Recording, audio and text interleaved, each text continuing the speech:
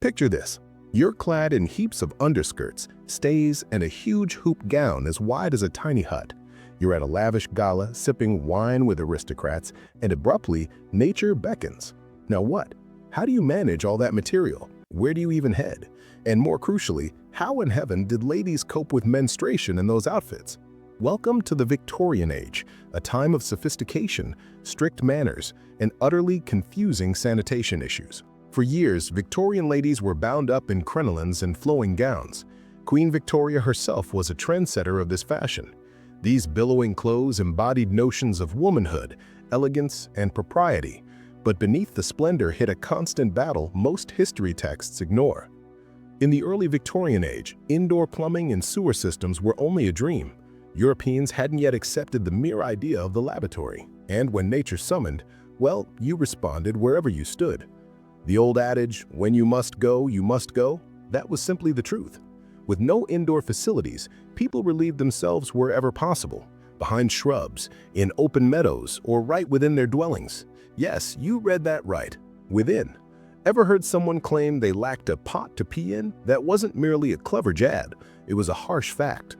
The pot meant a chamber pot, a plain basin for gathering urine and waste. If you lacked one, your sole choice was to venture outside and pray for seclusion. And the streets, they stank.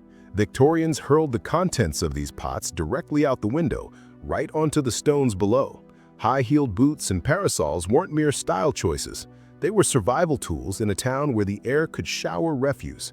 The chamber pot, often dubbed a jerry in British jargon, was a home essential. It came with a cover, and once used, the cover was shut firmly. That cover wasn't for politeness, it was a signal. This pot is full. Proceed at your own peril. In the opulent homes of the Victorian gentry, aristocrats, and monarchs, you'd never spot a chamber pot. But don't be deceived, they were omnipresent. Concealed in fancy cupboards, nestled within ornate furniture, or slyly built into seats. Servants hurried through corridors, inspecting and clearing them several times daily, since even riches couldn't evade nature's demand. If you had wealth, your privy might be a private wooden seat with a chamber pot stowed inside. But regardless of how grand the house, one puzzle remained. Where did all that refuse go? Enter the garderobe, a medieval-style latrine constructed on the upper stories of buildings, often jutting dangerously over roads or lanes. When it was time to clear the pot, the solution was straightforward. Open the window and dump.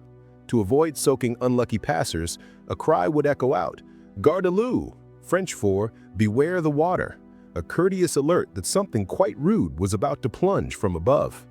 The smell? Intolerable. Homes reeked, roads brimmed, and whole towns sank in their own muck. Some roads had raised stone platforms so walkers could dodge the flowing refuse. But here's the true surprise. During the Napoleonic and English Civil Wars, state officials went door to door gathering chamber pot contents. Why? Because urine, yes, urine, was distilled into saltpeter, a key element in producing gunpowder. Your waste was quite literally powering battles. And the ladies of the time, swathed in heaps of crinolines, underskirts, overskirts, and bodices, so many layers that garments like bloomers weren't even needed. With all that cloth swishing and billowing, nobody saw what was missing below. Yes, you read that right. For much of the Victorian age, women roamed without bloomers. It wasn't until later in the era, when those vast bill-shaped crinolines started catching breezes and toppling ladies over in public, that decorum called for a fresh answer. Only then did society murmur, perhaps it's time for knickers. But these weren't what you imagine. Early Victorian undergarments, crotchless. Two pant legs joined solely at the waist with a gap down the center where it counted most. Overlapping panels of linen provided just enough cover until you crouched, and they split like drapes on a platform. Why?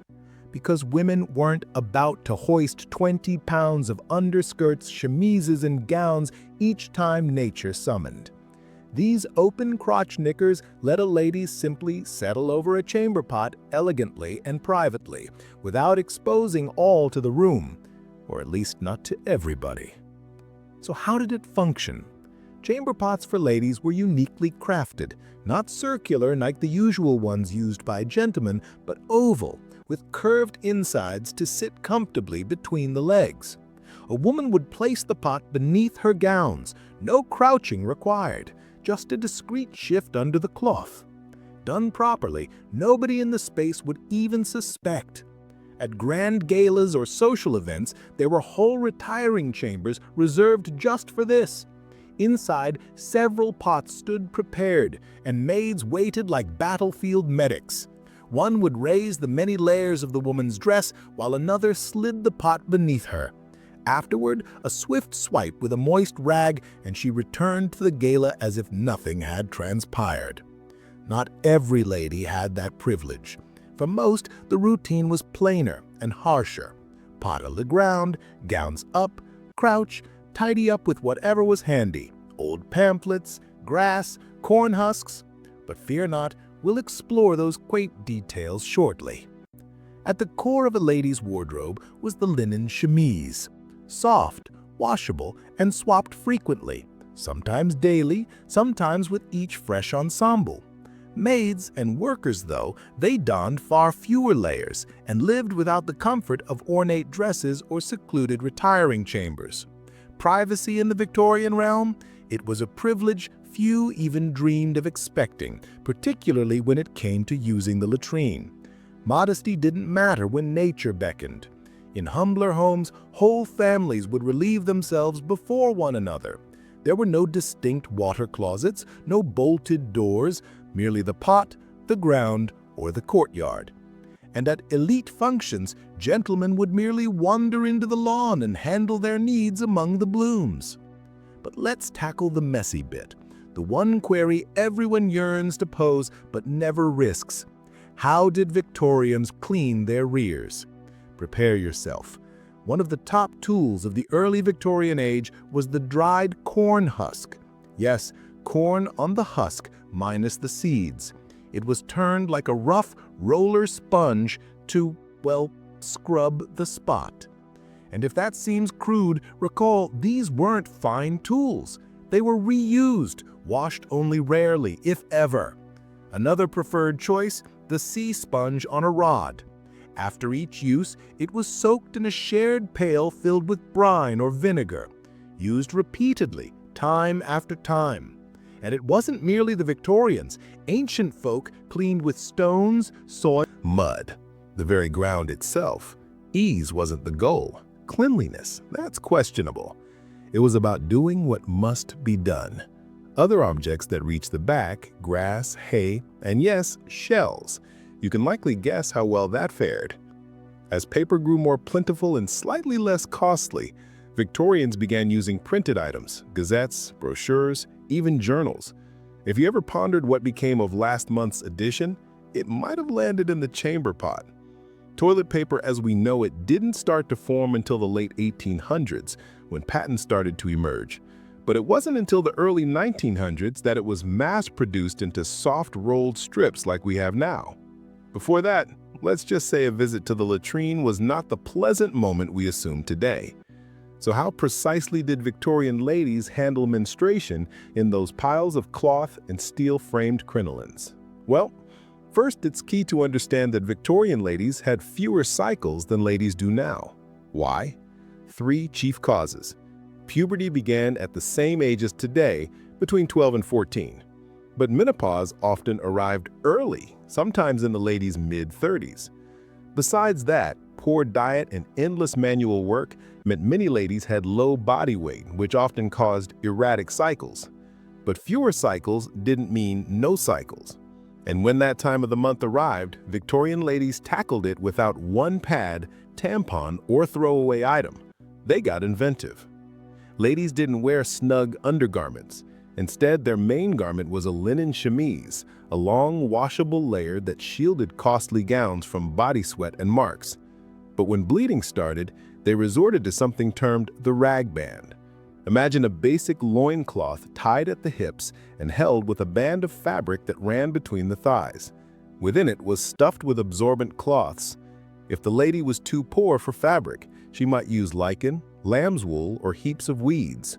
whatever she could gather that would absorb the flow. These cloths were not discarded. They were scrubbed, dried, and reused time after time, month after month. Ladies often had to swap their rag band as many as 12 to 20 times daily based on their flow. It was tiring, uneasy, and wholly essential. On milder days, some merely wore denser underskirts, hoping the added cloth would trap what needed trapping. Later in the Victorian age, split-crotch knickers grew common, but they provided nearly no true shield. They were made for ease of latrine use, not for managing the chaos of menstruation. And through it all, ladies were expected to stay graceful, calm, and completely mute about what they were bearing. Pain, blood, smell, it all had to be handled beneath layers of silk, lace, and stern control. Nobody spoke of it, but every lady endured it. So how did Victorians clean those vast floor-length gowns, the ones with trains, lace, frills, and yards of satin? They didn't, at least not as we do now. Victorian washing was a trial, a bodily taxing, water-carrying, soap-scouring, grueling task. For many homes, it was done just twice yearly, during what was dourly named the Great Cleanse. Picture waiting 6 months to wash your attire. That's not idleness, it's endurance. You see, Victorian gowns weren't tossed into a washing basin with a dash of soap. Full cleanings were scarce and risky. Water and soap could wreck delicate materials. So instead, ladies tidied their gowns by dusting them with chalk powder, brushing off the grime, and with it the whiff of sweat and flesh. It didn't erase the odor, it merely masked it. If a gown wasn't worn, it was neatly folded and kept in cedar-lined chests or wardrobes, built to repel moths and pests. These were gems, not mere attire, but feats of artistry, stitched with stunning craft care and the best materials at hand. Yet these clothes were worn until they were threadbare, or until the stench was so potent it nearly shouted before you even stepped inside. But beneath those ornate dresses, concealed from sight was the true barrier against dirt.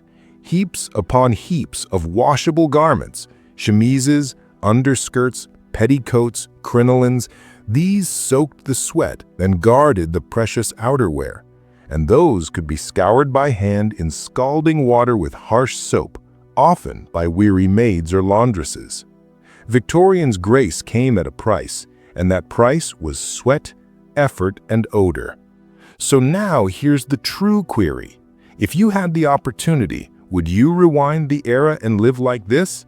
Clad in satin and grime, treading through filth, dusting powder over body scent, and handling cycles with lichen and cloths? Tell us in the comments below.